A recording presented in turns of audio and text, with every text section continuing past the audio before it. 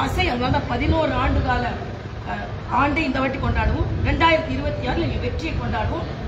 அதற்கு தமிழ் கடவுள் முருகன் எங்களுக்கு துணை நிற்கிறார். பாஜக கூட்டணியில் அதிமுக கூட்டணி ஆட்சி அமைப்பு தேசிய ஜனநாயக கூட்டணி இல்ல யார் தலைமையில் தேசிய அது எத்தனை வாட்டி பதில் சொல்லியாச்சு. இப்ப நீங்க திருப்பி கேள்வி கேட்க அர்த்தமே இல்லை.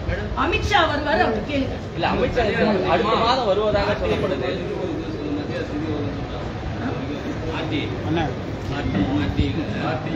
ஆர்டிக்கு நிதி ஒதுக்கல, அதே போல் 100 நாள் வேலையும் மத்திய அரசு தான் நிதி ஒதுக்காம இருக்குன்னு ஒரு குற்றச்சாட்டு செல்லூர் பிறந்த வைக்கிறார். இங்க ஜெயிச்ச எம்பி வைக்கிறார். அதை பத்தி உங்க கருத்து? ஜெயிச்ச எம்பிலாம் எப்படி ஜெயிச்சாங்க தெரியும். அதாவது இங்க இப்ப சில கணக்குகளை கேட்கிறார்கள். மத்திய 100 நாள் வேலை வாய்ப்புல சில முறைகேடுகள் நடந்ததற்கு வாய்ப்பு இருக்கிறது என்று சொல்லி சில சந்தேகங்களுக்கு நீங்கள் பதில் சொல்லுங்கன்னு சொல்றாங்க. அவ்வளவுதான். முதல் நிதியை ஒதுக்கிட்டாங்க. 2வது ஒரு பகுதிக்கு இந்த கேள்வி கேட்கிறாங்க. பதில் சொன்னா கொடுக்க போறாங்க.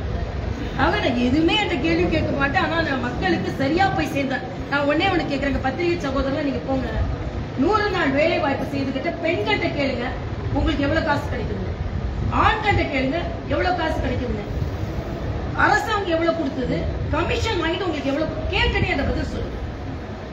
கொடுக்கப்பட்ட நிதி அவங்களுக்கு நேரா சரியா போய் சேரணும்ன்றதுதான் மோடியோட ஆசை.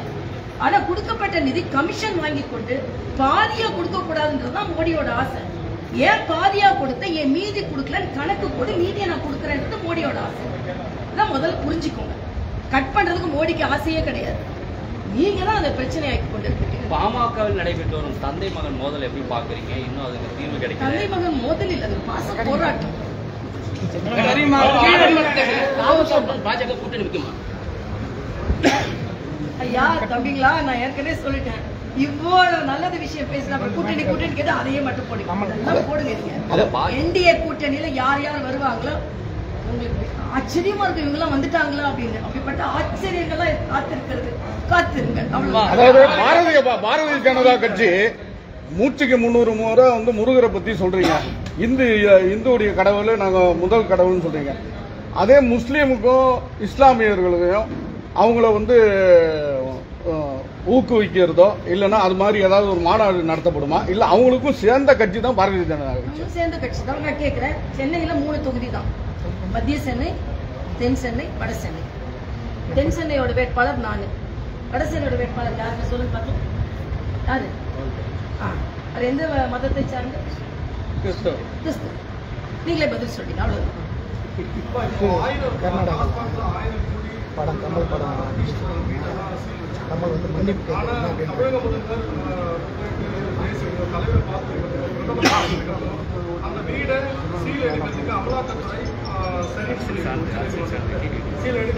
சட்ட ரீதியாக நடக்கிறதெல்லாம் சட்ட ரீதியாக நடந்திருக்கிறது. நிச்சயமாக ஊழல் நடந்திருக்கிறது. அது நிச்சயமாக வெளிப்படும். அதற்கான காரண காரியங்களை நம்ம ஒரு கார்ல சிறுவன் கடத்தப்பட்ட வழக்கு போயிட்டு இருக்கு. இதை பத்தி எந்த ஒரு கட்சியும் பெருசாக பேசவில்லை. இல்ல ஒரு அதிமுக பேசல. அவர் கூட்டணி ரெட்டையில நின்று தான் ஜெயிச்சாரு. என்னப்பா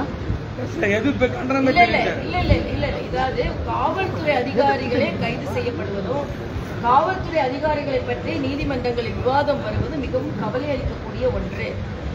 அது மட்டும் இல்ல, இன்னைக்கு காவல்துறை சரியாக செயல்படுகிறதா என்றால் 2 ஆண்டுகளாயும் ஜெயக்குமார் என்ற சகோதரர் காங்கிரஸை சார்ந்தவர் கண்டுபிடிக்கப்படலை. ஏன் நேருவோட சகோதரர் அவர் கொலையே இன்னும் கண்டுபிடிக்கப்படலை.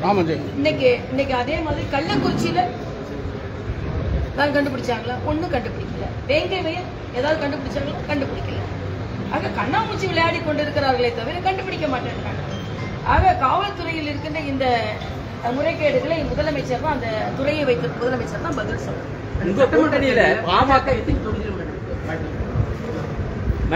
தொகுதி வரையறை வரும், தொகுதி முடிவு வந்து சொல்றேன். உங்க கூட்டணியில பாமக தேமுக வருவதற்கான வாய்ப்பு இருக்குங்களா? தேர்தல் வரும்போது சொல்றேன். பாமகவுடைய தலைவராக இருக்கிறேன்னு அன்புமணி சொல்லியிருக்காங்க. திமுக ஒழிக்கிறதா எங்களுடைய வேலை அப்படின்னு சொல்றாங்க. ஆனா அவங்க அப்பா அதுக்கு எதிர்மாறா சொல்லியிருக்காங்க. அவங்ககிட்ட கேட்டா பரவாயில்ல.